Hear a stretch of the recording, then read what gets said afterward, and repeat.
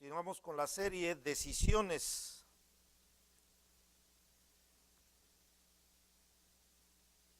Primera carta a Timoteo, capítulo 1, versículo 12. ¿Lo tienen? Se los leo. Doy gracias al que me fortaleció, a Cristo Jesús nuestro Señor, porque me tuvo por fiel poniéndome en el ministerio, habiendo yo sido antes blasfemo, perseguidor e injuriador, mas fue recibido a misericordia porque lo hice por mi ignorancia en incredulidad. Pero la gracia de nuestro Señor fue más abundante con la fe y el amor que es en Cristo Jesús, palabra fiel y digna de ser recibida por todos, que Cristo Jesús vino al mundo para salvar a los pecadores, de los cuales yo soy el primero. Pero por esto fui recibido a misericordia, para que Jesucristo mostrase en mí el primero toda clemencia, para ejemplo de los que habrían de creer en él para vida eterna. Por tanto, al Rey de los siglos, inmortal, invisible, al único y sabio Dios, sea honor y gloria por los siglos de los siglos. Amén. Tomen su lugar, hermanos. Quiero dar la bienvenida a cada uno de ustedes. Gracias por su presencia. Hay varias familias que fueron a México, andan fuera. Oremos por ellas. Y hoy continuamos con esta serie de decisiones, hermanos. Es el quinto sermón. Y hoy vamos a hablar acerca cuando hemos herido a otros. Yo creo que la gran mayoría de nosotros podemos recordar rápidamente cuando las personas nos han lastimado. Y a menudo olvidamos, hermanos, que nosotros hemos lastimado a otras personas. Y Pablo es un ejemplo perfecto de cómo él pudo perdonar, o mejor dicho, pudo pedir perdón a las personas que había fallado. Y aquí él se declara en estos versículos que les leí como el jefe de los pecadores, como el máximo de los pecadores, como el primero de los pecadores. Y nosotros, hermanos, necesitamos copiar, emular, así como el apóstol Pablo, que tuvo su pasado y además se aferró a la gracia. De igual manera hoy nosotros podemos reconocer e ir con las personas y pedir perdón para restaurar el daño que hemos causado. De tal manera que hoy tenemos, hermanos, a través de este sermón reconocer que nosotros hemos tenido malas decisiones en nuestro haber y que necesitamos arrepentirnos. Así es que el énfasis de hoy, hermanos, va a ser totalmente diferente al que muchas veces he predicado. Hoy vamos a hablar acerca de las decisiones de cuando nosotros hemos perjudicado a otras personas. Casi por lo general, siempre estoy predicando acerca de cómo manejar las heridas que nos han infringido otras personas, que nos han hecho daño a otras personas. Pero en este caso, hermanos, vamos a hablar acerca de las personas que hemos ofendido, que hemos dañado. Tal parece, hermanos, que por algún motivo, ¿verdad?, no las encontramos, no las vemos. Pero lo cierto es que hemos fallado. Quizá algunos de nosotros hemos fallado en nuestros votos matrimoniales. Quizá algunos de nosotros le hemos fallado a algunos niños, a algunos hermanos en Cristo, a nuestros hijos, a nuestros padres. Pero estoy seguro, estoy totalmente seguro y convencido que nosotros también hemos fallado a otras personas. Amén. ¿Qué hacemos, hermanos, con estas decisiones cuando hemos perjudicado a otros? Bueno, la agenda de hoy es que voy a usar al apóstol Pablo como ejemplo de cómo él en su vida no solamente, ¿verdad?, nos va a enseñar cómo restaurar, cómo pedir perdón a otras personas, pero vamos a conocer un poquito acerca de su conversión. Y en Hechos capítulo 9, vamos allá rápidamente, Hechos capítulo 9 nos da el bosquejo de la conversión del apóstol Pablo. Hechos capítulo 9, espero hayan traído sus Biblias. Versículo 1, dice así: Saulo, respirando aún amenazas y muerte contra los discípulos del Señor, vino al sumo sacerdote y le pidió cartas para las sinagogas de Damasco, a fin de que, si hallase algunos hombres o mujeres de este camino, los trajese presos a Jerusalén. Mas yendo por el camino, aconteció que al llegar cerca de Damasco, repentinamente le rodeó un resplandor de la luz del cielo, y cayendo en tierra oyó una voz que le decía: Saulo, Saulo, ¿por qué me persigues? Y él dijo: ¿quién eres, Señor? Y le dijo: yo soy Jesús, a quien tú persigues. Dura cosa te es dar coces contra el aguijón. Él, temblando y temeroso, dijo: Señor, ¿qué quieres que yo haga? Y el Señor le dijo: levántate y entra en la ciudad, y se te dirá lo que debes de hacer. Entonces, miramos que aquí en el libro de los Hechos, hermanos, ya el apóstol Pablo había sido testigo, y además había dado la autorización de apedrear y dejar muerto al primer mártir, a Esteban. Saulo de Tarso se sentía orgulloso, hermanos, de atacar y asesinar a los hijos de Dios, a los cristianos. Por eso es que traigo a ustedes a memoria que Esteban fue apedreado con la autorización de Saulo. Y lo trajeron, hermanos, le trajeron las ropas, y Saulo consintió el asesinato del primer mártir. Pero dice la Biblia que mientras sucedía, que iba camino a Damasco, persiguiendo a los discípulos, dice que aún respirando muerte, él, hermanos, aterrorizaba a los hijos de Dios de aquel entonces. Pero dice la Biblia que de pronto una luz del cielo, hermanos, resplandeció alrededor del apóstol Pablo, en aquel momento Saulo, y cayó rostro, hermanos, cayó con su rostro al suelo, y escuchó una voz que le dijo: Saulo, Saulo, ¿por qué me persigues? Y la respuesta de Saulo, dijo: ¿quién eres, Señor? Miramos aquí, hermanos, aquí, en esta ocasión, que Saulo reconoce inmediatamente la autoridad y el señorío del Señor Jesucristo. Y en los versículos anteriores, como ya les dije, hermanos, no solamente consintió, ¿verdad?, la muerte y el asesinato de Esteban, y ahora estaba reconociendo el señorío de nuestro Señor Jesucristo. Pero unos versículos adelante hay otro hombre llamado Ananías. No quiero que los leemos porque nos quedamos mucho tiempo ahí. Y a este hombre Ananías se le encargó que fuera a una casa donde estaba ciego Saulo de Tarso, y él le dijo: quiero que vayas y que lleves este mensaje a él. Ahora, miren el versículo 19, ahí estamos en Hechos 9, miren el versículo 19. Y habiendo tomado alimento, Saulo de Tarso recobró fuerzas, y estuvo Saulo algunos días con los discípulos que estaban en Damasco.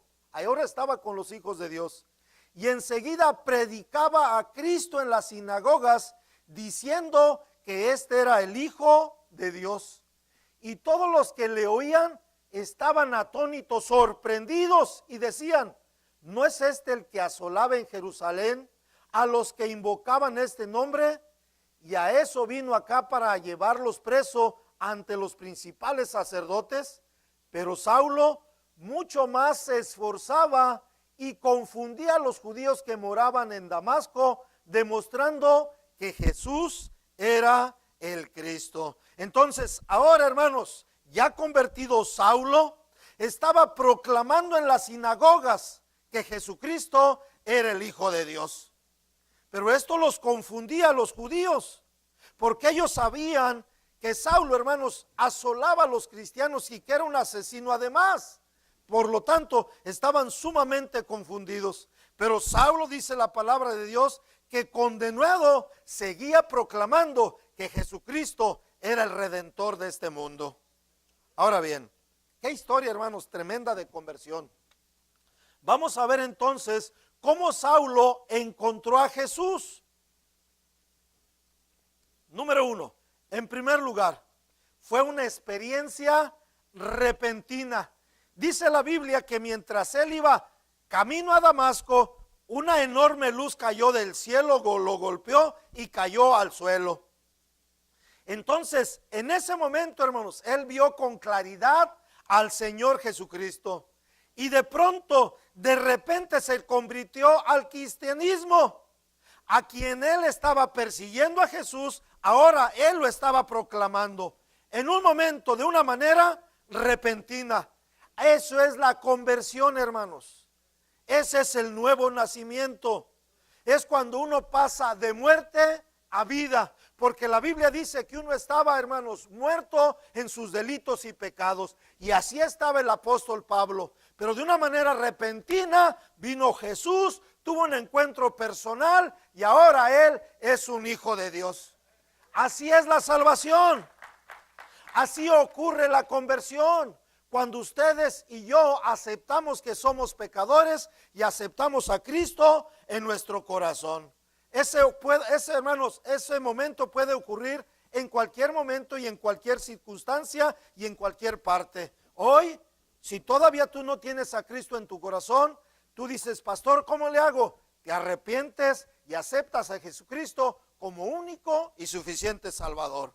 Así sucede la conversión. Así tan sencillo. ¿Cuántos dicen amén? La segunda cosa acerca de cómo encontró a Jesús Saulo de Tarso es que también fue una experiencia muy transformadora. Quiero que piensen en esto. La mente de Pablo se transformó. Quiero que entiendan esto. Porque antes, para el apóstol Pablo, Jesús era una persona, un falso maestro, un blasfemo, un mentiroso.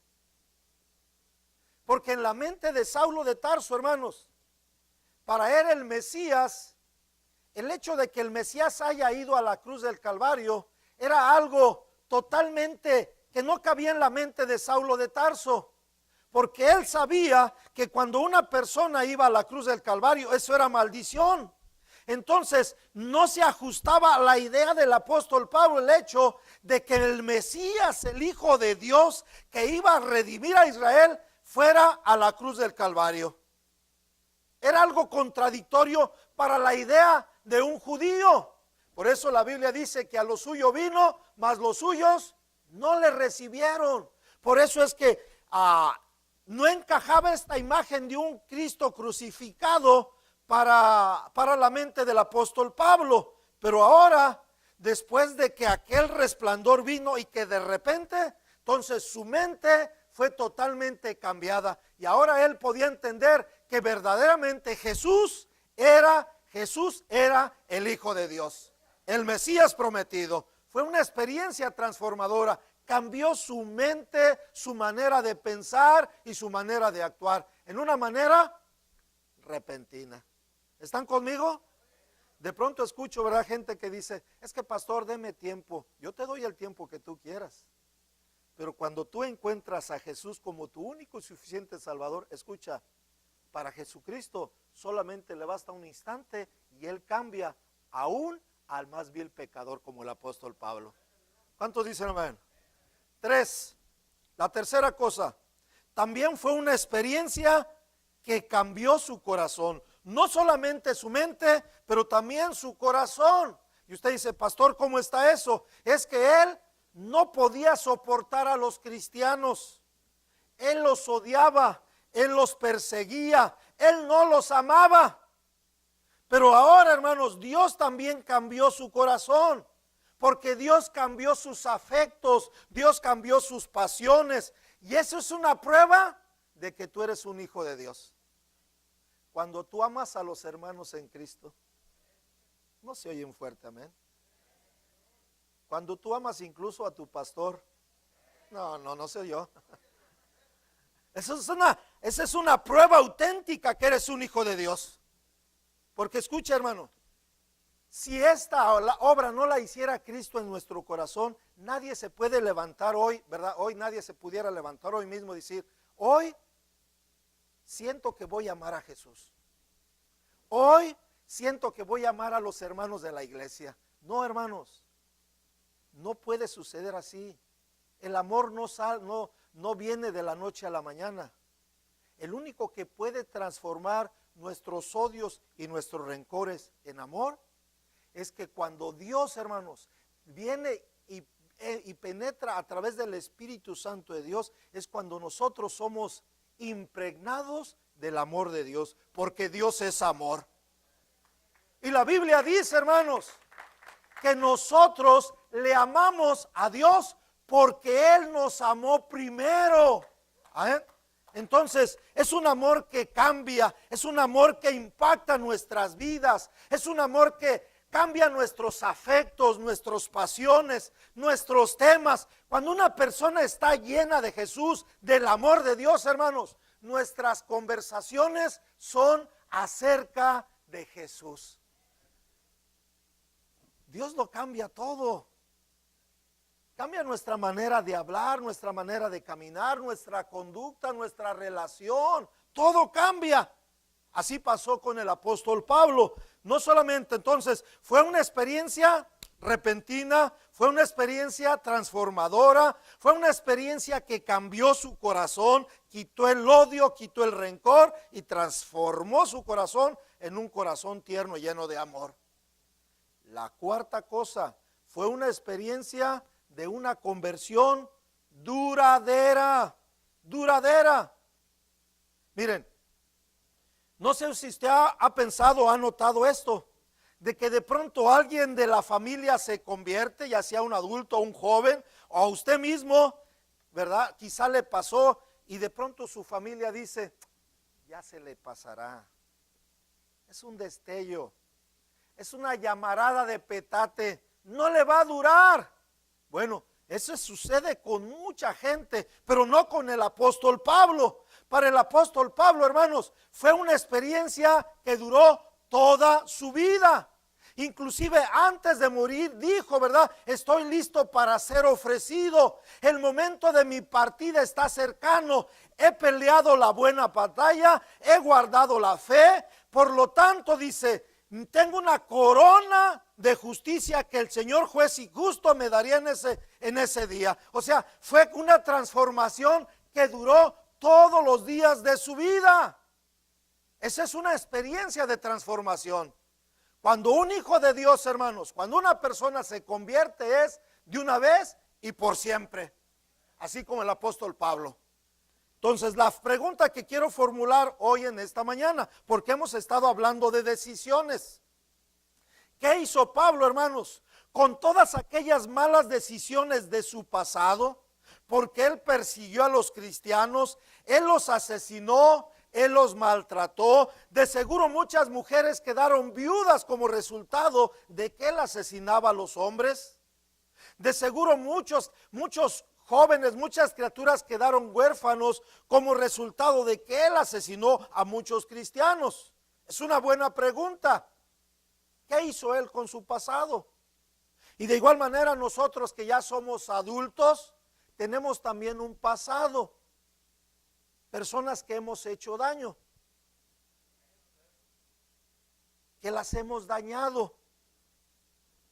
Y primera Timoteo, hermanos, nos va a decir el apóstol Pablo qué hizo con su pasado. ¿Qué fue lo que hizo? Vamos allá, por favor. Primera de Timoteo, capítulo 1. Tengo tiempo suficiente. Ahora los hermanos que cantaron nomás trajeron 2. ¿Por qué? No lo sé. Pero ahorita, por este amor que Cristo está formando en nosotros, los voy a poner a cantar una media hora. Vamos ahí. Miren el versículo 12, si lo tienen, digan un fuerte amén, porque los noto como muy friolentos. Dice, doy gracias al que me fortaleció. ¿A quién? A Cristo Jesús nuestro Señor, porque me tuvo por fiel poniéndome en el ministerio. Ahora bien, quiero que se brinque al 15. ¿Están conmigo en el 15? Dice, palabra fiel y digna de ser recibidos por todos, que Cristo Jesús vino al mundo para salvar a los pecadores, de los cuales yo soy el number one. Entonces aquí miramos, hermanos, de que el apóstol Pablo dice, ¿verdad? En el versículo 12, que Dios lo puso como ministro del evangelio. Y después en el versículo 15 dice, de quien de entre todos los pecadores dice, yo soy el primero, yo soy el jefe, yo soy el number one. Dice, pero además dice, recibí misericordia de parte de nuestro Señor Jesucristo. Así es que no es de extrañar que termina en el versículo 17. Miren cómo termina. Por tanto, al Rey de los siglos, inmortal, invisible, al único y sabio Dios, sea honor, gloria por los siglos de los siglos. Amén. Qué bonito, ¿cierto o no? Ok, pónganme atención, dejen sus Biblias. ¿Cómo sacó? Porque he estado hablando de todos estos sermones acerca de sacar lo mejor de nuestras malas decisiones. Y en los 4 anteriores ya miramos de cómo se saca o cómo Dios saca lo mejor de nuestras malas decisiones. Porque Dios es especialista en esto. Ahora, ¿qué pasó con el apóstol Pablo? ¿Cómo sacar lo mejor de nuestras malas decisiones, de nuestro pasado? Versículo 13, lo encontramos en la Biblia. La Biblia dice, versículo 13, ¿están conmigo?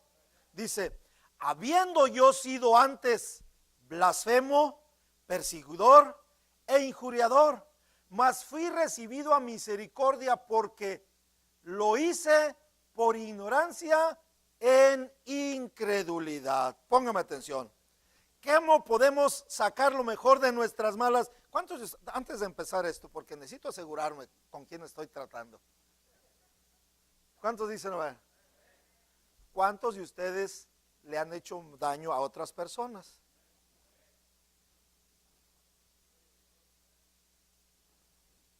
A ver, ¿todos están conmigo? Parece que sí, parece que no. Bueno, ahí voy. ¿Cómo hacer, hermanos? ¿Cómo sacar lo mejor de nuestras malas decisiones? En primer lugar, Pablo admitió lo que hizo. Dice, fui un blasfemo. ¿Qué significa la palabra blasfemo? Significa maldecir. Significa decir palabras agrias. Significa decirle a Dios, que uno está en contra de Dios, levantar el puño en contra de Dios, hablar en contra de Jesús, maldecir a Jesús. Ese es un blasfemo. Dice Pablo, yo era un blasfemo, yo fui un blasfemo, fui un perseguidor, yo seguía a los cristianos, les hice mucho daño, me encantó ver la muerte de Esteban, yo lo consentí. La gente dice, mis ayudantes me trajeron la ropa y me la mostraron, y ellos dijeron, mira Señor, mira Saulo, estás orgulloso de nosotros, ya acabamos con ese mártir del cristianismo. Dice el apóstol Pablo entonces que él era un blasfemo, un perseguidor, pero además dice un injuriador, o sea, un oponente, hermanos, insolente. Él era, dice, yo fui culpable, me gustaba la violencia brutal, era una crueldad sádica. Ese era el apóstol Pablo. A él le encantaba, hermanos, cuando miraba a sus secuaces, a su séquito, a sus ayudantes, cómo maltratar a los hijos de Dios. Dice el apóstol Pablo, ese era yo lo reconozco, lo admito. Y es lo que nosotros necesitamos aprender, hermanos, que el paso número 1 para sacar lo mejor de nuestras malas decisiones en las cuales hemos perjudicado a otros es que, número 1, tenemos que admitir que les hemos hecho daño.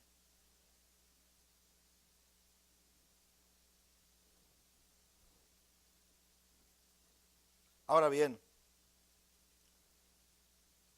ya son en enero, próximo año, cumplo 37 años de casado. Va a estar en grande en enero porque vamos a estar celebrando los votos. Saben que cada mes, en enero de cada año, renovamos votos matrimoniales aquí en la iglesia. Ya va a estar grande la fiesta. Pero también tengo 25 años de predicador. Y una de las cosas que he observado, hermanos, que cuando se trata de restaurar, de ir y de admitir que hemos fallado a alguien, es sumamente difícil. Es como buscar una aguja en un pajar. No aparece la gente o no aparecemos. Pastor, es que yo admito, yo reconozco que le fallé a mi esposa, que le fallé a mi esposo, que le fallé a mis hijos, que le fallé a mis padres, que le fallé a mi iglesia. No los encontramos por mucho. Como que nos escondemos cuando se trata de reconocer nuestras faltas. Pero aquí encontramos a una persona que nos enseña cómo sacar lo mejor de nuestras malas decisiones. ¿Cómo? Reconociendo, admitiendo que hicimos algo mal, incorrecto y que lastimamos a las personas. ¿Cómo que ese amén nos escuchó muy así?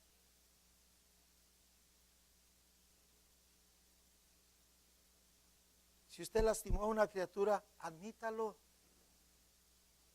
Si usted lastimó a su esposa, admítalo. Si usted lastimó a sus padres, reconózcalo. Porque la Biblia dice que el que encubre sus pecados no prosperará, pero el que los confiesa y los abandona alcanza misericordia. Entonces necesitamos una confesión honesta. Así como los de Monterrey, así, ¿verdad? Siendo honestos. ¿Será? Yo reconozco que soy culpable. Perdóname. Lo hice mal. Como los de Guanajuato. No, esos no. No reconocen nada esos. Número 2. Ya me hizo enojar. Mire lo que dice el apóstol Pablo. La segunda cosa que hizo el apóstol Pablo, versículo 15, me encanta, hermanos. Cuando uno va a la Biblia, uno encuentra la verdad. Miren lo que dice. Palabra fiel y digna de ser recibida por todos, que Cristo Jesús vino al mundo para salvar a los pecadores, de los cuales yo soy el primero. Entonces, estamos mirando, hermanos, cómo sacó Pablo lo mejor de estas malas decisiones de su pasado. Número 1, admitió lo que hizo. Número 2, admite en el proceso quién era él. O sea, mientras le estoy leyendo ahorita la Biblia, hermanos, él estaba, ¿verdad?, caminando en ese proceso de restauración, y en este proceso él admitió quién era él. Ahora bien, dice ahí, ¿verdad?, antes en los versículos anteriores, que él era un blasfemo, un injuriador, un mentiroso, un perseguidor, un blasfemo. Todo esto dice él. Pero dice también en el versículo que él, habiendo sido, dice, mas fui recibido a misericordia porque lo hice por ignorancia y en incredulidad. Entonces, aquí miramos que admite el proceso, hermanos. En el proceso, ¿quién era él? Ahora bien, para entender este versículo muy bien, en el Antiguo Testamento había dos tipos de pecados. El primero, era exactamente un injuriador, un blasfemo, las personas que levantan el puño en contra de Dios, que no lo reconocen, que lo maldicen con sus palabras, con sus hechos, no reconocen la existencia de Dios. La otra, dice aquí el apóstol Pablo, lo hice por ignorancia, por incredulidad. Ahora bien, este pecado no lo hace menor que el otro, sigue siendo pecado. Pero ¿qué es lo que hace Dios con el apóstol Pablo? ¿Qué es lo que hace Dios con este tipo de personas? ¿Acaso dice Dios, sabes qué? Lo único que merece Saulo de Tarso es el castigo y mereces el infierno? ¿Eso es lo que tú tienes? ¿Eso es lo que mereces? Eso no dijo Dios, hermanos. Dice el apóstol Pablo que Dios lo recibió en misericordia. ¿Qué es misericordia, hermanos? Misericordia es aquella cosa, aquella palabra que no estamos obteniendo lo que merecemos. Eso es misericordia de parte de Dios.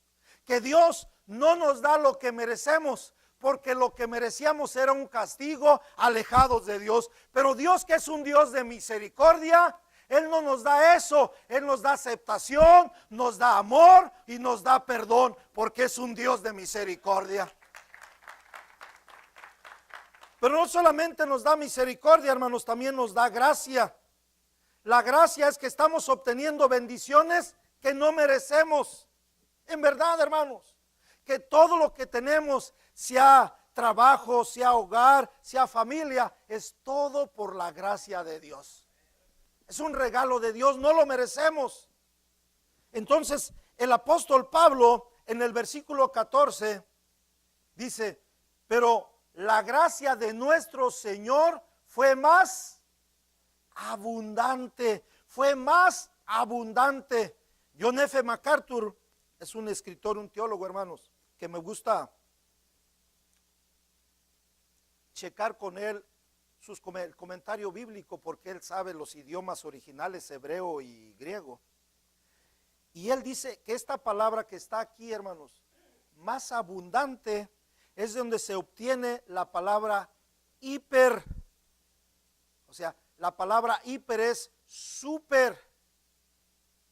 Hoy obtenemos, por ejemplo, que tenemos niños que son, hay activos que son hiperactivos, superactivos. Hoy tenemos gente sensible, supersensible. ¿Qué significa?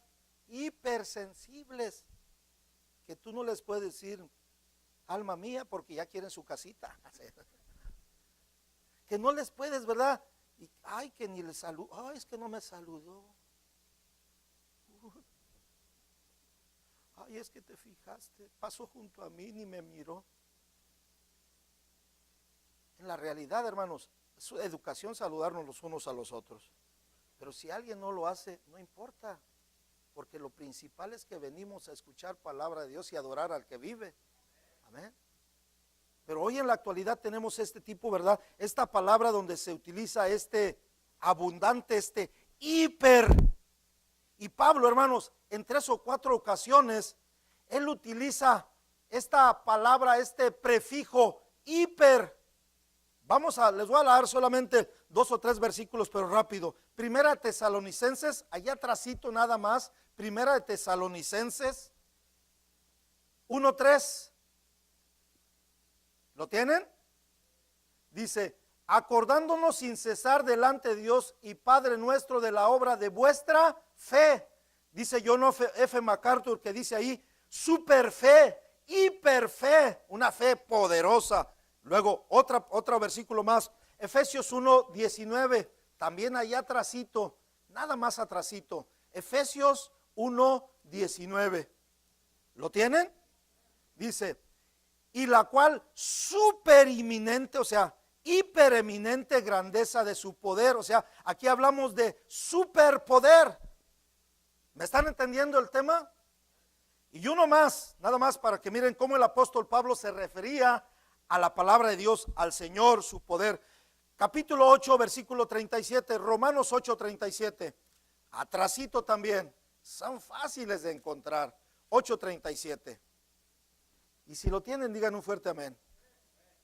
8:37 dice, antes en todas estas cosas somos más que ¿qué? Que vencedores, o sea, super vencedores por medio de aquel que nos amó. Pónganme atención, por favor, para que entiendan. Y hay más versículos. ¿Están todos conmigo? El apóstol Pablo usó esta palabra hiper, super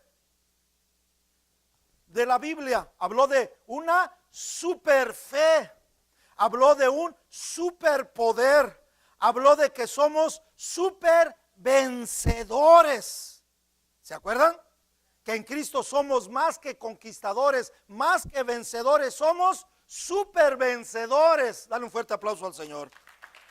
Esta es la manera que el apóstol Pablo miraba la palabra de Dios, miraba la fe en Dios. Pablo está diciendo aquí, ¿qué está diciendo? Pastor, ¿qué es lo que quiere enseñarnos? Lo que Pablo está diciendo así es que tú te consideres, que nos consideremos como super conquistadores, como super vencedores. Entonces, el apóstol Pablo está diciendo que todo lo que hizo Dios es algo super gracia, super poder, super fe, super poder, super vencedor. Todo lo habla así, hermano, super gracia. De tal manera que lo que necesitábamos ustedes y yo, o lo que necesitamos, escuchen, porque ustedes y yo éramos antes también no pecadores. Dígalo, super pecadores, que no merecíamos absolutamente nada. Pero gracias, hermanos, a que tenemos un Dios que es un super Dios, con una super gracia y una super misericordia, Él nos puede perdonar. Y que no importa lo que hayamos hecho, hermanos, no importa lo que hayamos hecho, la gracia de Dios cubre multitud de pecados. Amén. Entonces, cualquier pecado, escucha esto otra vez, cualquier pecado que ustedes y yo hayamos hecho, el más aberrante, la super gracia y la super eminente grandeza y poder de Dios puede borrar cualquier pecado. Esto, el apóstol Pablo, hermanos, se extiende maravillosamente acerca del superpoder que tenemos en Cristo Jesús. Quizá tú y yo, no, quizá no. De seguro tú y yo teníamos una super maldad, super pecados, super suciedad. Pero ahora somos limpios porque en Cristo Jesús hay una super gracia y una super misericordia y un Dios super santo, porque Jesucristo es Dios. Así es que ningún pecado, hermanos, ningún pecado es rival para super gracia de Dios. Y no importa el pasado de cada uno de nosotros, no importa lo que hayamos hecho, Dios tiene un superpoder. Entonces Pablo admitió, hermanos, quién era él y reconoció, fíjense, y reconoció en ese proceso que él era un injuriador, que él era un blasfemo. Él era el jefe de los pecadores, el máximo pecador en aquel entonces, pero también reconoció que había una grandeza de gracia y de misericordia y un superpoder en nuestro super Dios. Tremendo. Número 3. Estamos viendo, hermanos, cómo el apóstol Pablo hizo lo que hizo de sus malas decisiones. Ya miramos, admitió también lo que hizo, admite el proceso en el cual él estaba trabajando, iba creciendo, pero también reconoció el plan de Dios. Esto me encanta. Primera de Timoteo 1:15. Vayan allá, por favor, tenemos tiempito, ya casi termino. ¿Lo tienen?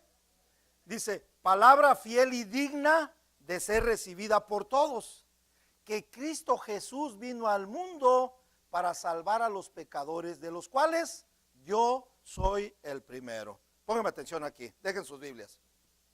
Ahora Pablo reconoció también el plan de Dios y dice acerca de la Biblia, ¿verdad? Palabra fiel y además digna. Thank you, hermano Rojo. Palabra fiel y además digna. ¿Qué significa eso, hermanos? Que la palabra de Dios es confiable, que la palabra de Dios merece nuestra total aceptación.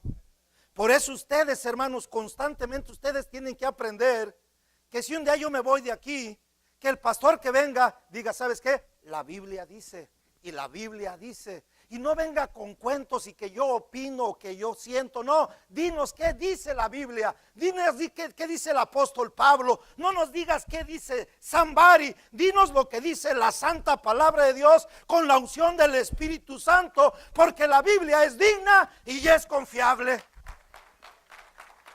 Tremendo, hermanos. Merece nuestra total aceptación. Ahora, el versículo 12, también esto me gusta, dice, doy gracias al que me fortaleció, al que me levantó, al que me recibió, a Cristo Jesús nuestro Señor, porque me tuvo ¿por qué? Por fiel, poniéndome además en el ministerio. Fíjense, dice el apóstol Pablo, le agradezco a Jesús nuestro Señor. Fíjense, pónganme atención, que me juzgó y me consideró fiel. Imagínense al jefe de los pecadores, al peor de todos, le está diciendo, ¿sabes qué? Yo te considero fiel. Y además no solamente te voy a llamar y te considero digno para que seas mi ministro y vas a llevar el evangelio a los gentiles. Si no lo estuviera en la Biblia, hermanos, no lo creeríamos.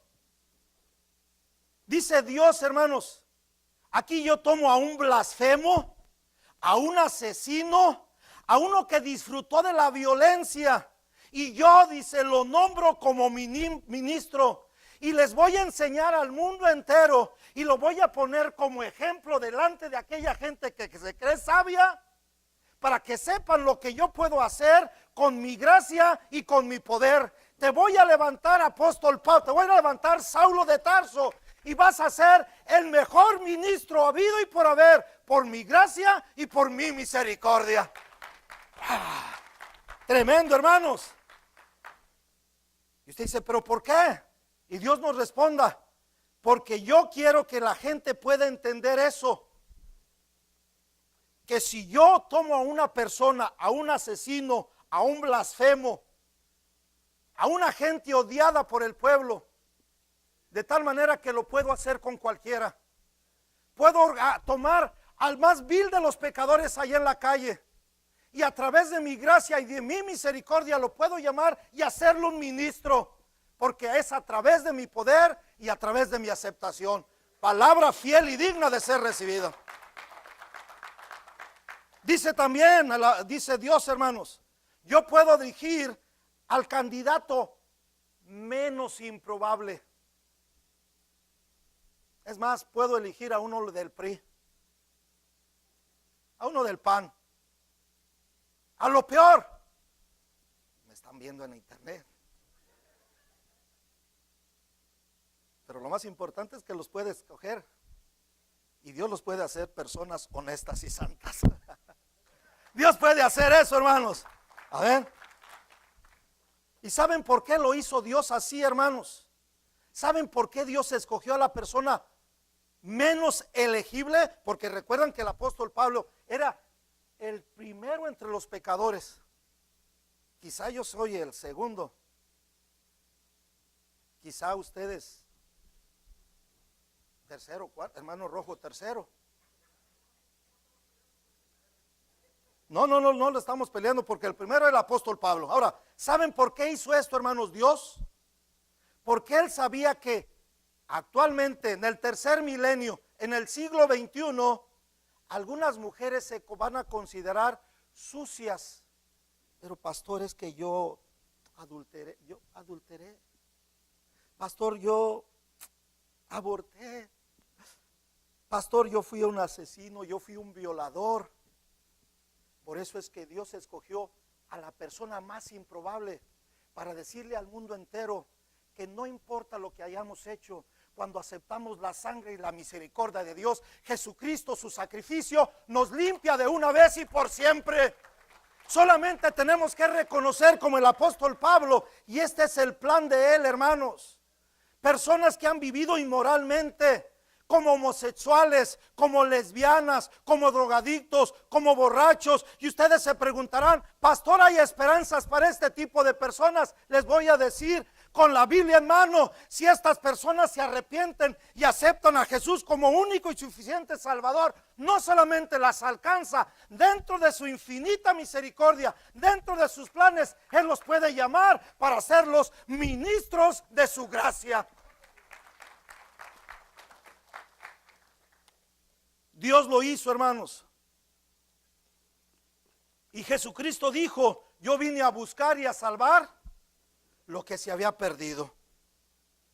Ahora bien, yo les podría preguntar, o ustedes me preguntarían, pastor, ¿por qué lo hizo Dios así? ¿Por qué se le apareció de esta manera a Paulo, a Saulo? En ese momento después le puso por nombre Pablo. ¿Por qué se le apareció a Saulo? Esto es algo inusual. A nadie más, hermanos, a nadie más el Señor Jesucristo se le apareció más que a Saulo. Y esto realmente fue diferente para todos. Cada uno de nosotros tiene una experiencia de conversión. Pero yo estoy totalmente seguro, hermanos, convencido que a nadie de ustedes o de nosotros se apareció una luz y te preguntó ahora, María, María, ¿por qué me estás persiguiendo? ¿Qué le dirías tú? Porque quiere un poquito más de dinero. No. Nadie tenía este tipo de conversión. Y tú me preguntarías otra vez, ¿por qué lo hizo Dios de esta manera? Yo te voy a decir por qué. Porque Dios ya sabía el tipo de instrumento que era el apóstol Pablo. Pero además de eso, nadie se le podía acercar al apóstol Pablo. Era como, por decir, una Osama Bin Laden. Imagínate que cuando vivía, ¿sabes qué? Ahí te encargo, vete a testificar. ¿Qué? ¿A quién? A Osama Bin Laden. Algo así. Nadie tenía el valor. Por eso fue necesario que el mismo Señor Jesucristo viniera y le testificara a Saulo de Tarso. Un asesino, hermanos. Una persona menos probable. Y así fue como lo hizo Pablo, hermanos. Pablo después escribiría a los Efesios, a los Gálatas, acerca del perdón y acerca de la restauración. Quiero nomás leer esto. Gálatas, capítulo 6, porque tú me preguntarías, pastor, ¿hay evidencia de que el apóstol Pablo? Si hay alguien que habló de la restauración y del perdón fue el apóstol Pablo. Gálatas, capítulo 6. Versículo 1. ¿Lo tienen? Dice así, hermanos, si alguno fuere sorprendido en alguna falta, algún pecado, algo horroroso, vosotros que sois ¿qué? A nosotros los espirituales. Restauradle con espíritu de mansedumbre, considerándote a ti mismo, no sea que tú también seas tentado. Con esto termino, hermanos. Dice John F. MacArthur que la palabra griega aquí para restaurar es la que se utiliza, hermanos. Por ejemplo, cuando alguien se ha quebrado una pierna, un brazo, una rodilla, cuando alguien se ha quebrado un hueso, ellos utilizan la palabra restaurar. Y si hay alguien, hermanos, que ha sufrido de una lesión, de una quebradura, dicen las personas que se han quebrado, el dolor es intenso. Muchas personas, como resultado del dolor tan intenso, hasta se desmayan, se han desmayado por la quebradura de un hueso. Y esa es la palabra que usa aquí la Biblia, el apóstol Pablo. Cuando una persona se quebra un hueso, hay que restaurarlo, ¿verdad? Alguien tiene que venir y con mucho cuidado poner ahí algo para está quebrada la cosa ahí, o poner yeso, o poner yo no sé, en un entablillado, con mucho amor, con mucho tacto, con mucho cariño, está restaurando un hueso quebrado. Duele. Ay, pastor, duele, duele chiquito, sí, duele. Ok, te están restaurando. Eso es la palabra restaurar. Y dice el apóstol Pablo, y vosotros que sois espirituales, ¿qué? Restaurar. Lo que nos está diciendo el apóstol Pablo, para poder sacar lo mejor de nuestras malas decisiones, es restaurar. Huesos rotos, huesos quebrados que nosotros hemos dejado. Pareciera un cementerio ya todo lo que hemos dejado atrás. Las ofensas, el daño que hemos hecho a la esposa. Su esposa ya parece rompecabezas, pobrecita, de todo el daño que le ha hecho o que le hemos hecho. O también muchos esposos también, no crean, también ya están todos quebrados como resultado de la falta de respeto de muchas mujeres. O muchos padres también, porque hoy los hijos no se les puede decir ni nada porque inmediatamente responden. Y hay un quebradero de huesos por todas partes. Y por eso el apóstol Pablo habla acerca de restaurar,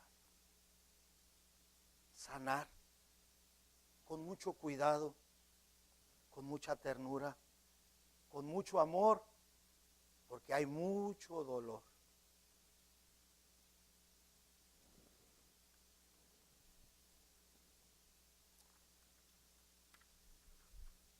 Me recuerdo ahorita, hermanos,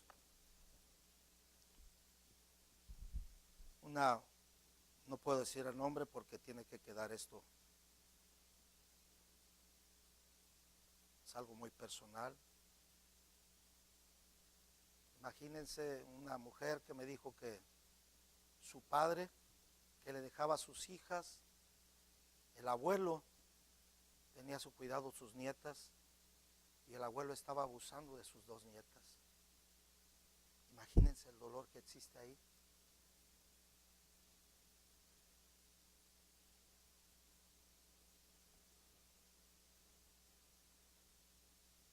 ¿Cuántos matrimonios estarán con tanto dolor porque alguno de los dos ha fallado?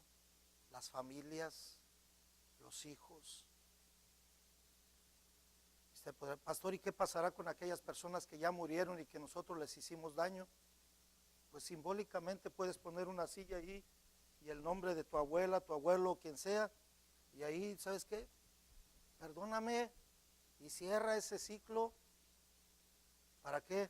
Para restaurar y que restaures también a ti mismo. Termino, hermanos, con esta historia. Creo que se las compartí anteriormente. Vi un hombre que me escribió en la prisión, desde la prisión, y me dijo, pastor, ¿usted cree que también yo puedo ser perdonado? Porque violé a 4 mujeres. Y ustedes saben, hermanos, que dentro de nosotros, como resultado del pecado, no, mereces el infierno. Imagínense las familias, hermanos, de estas 4 mujeres que fueron violadas, los hijos o los esposos. Inclusive nosotros mismos, ¿verdad? Merece el infierno, merece lo peor este hombre violador por el daño que ha hecho. Y uno pensando, ¿verdad?, en dar un buen consejo para ayudar a este hombre que estaba en prisión y pues con toda esta culpabilidad. Y simple y sencillamente yo le dije, le escribí, quiero que te imagines, igual que usted se imaginen, 2 caminos, hermanos, 2 veredas. Una bien limpiecita, barridita, y el otro camino totalmente sucio, lleno de piedras y de basura, sucio, de suciedad, quizá excremento de los animales, feo el camino. Pero de pronto Vamos a suponer que cae nieve y lo cubre, ¿verdad? La nieve cubre, vamos a suponer 6, 7 pulgadas de nieve esos caminos. ¿Usted podría distinguir cuál camino es sucio y cuál camino es limpio? No. ¿Por qué? Porque la nieve cubrió todo. Y eso es lo que hace el Señor, hermanos. Miren, le dije al hermano Juan, si tiene este versículo, hermano, póngalo. Y con color rojo es la traducción del lenguaje actual. Dice Dios en Isaías: vengan ya, vamos a discutir en serio. Dice, quiero que nos pongamos de acuerdo, dice Dios. A ver si nos ponemos de acuerdo. Si ustedes me obedecen, ¿qué dice? Yo los perdono, dice Dios, nos vamos a poner a cuenta.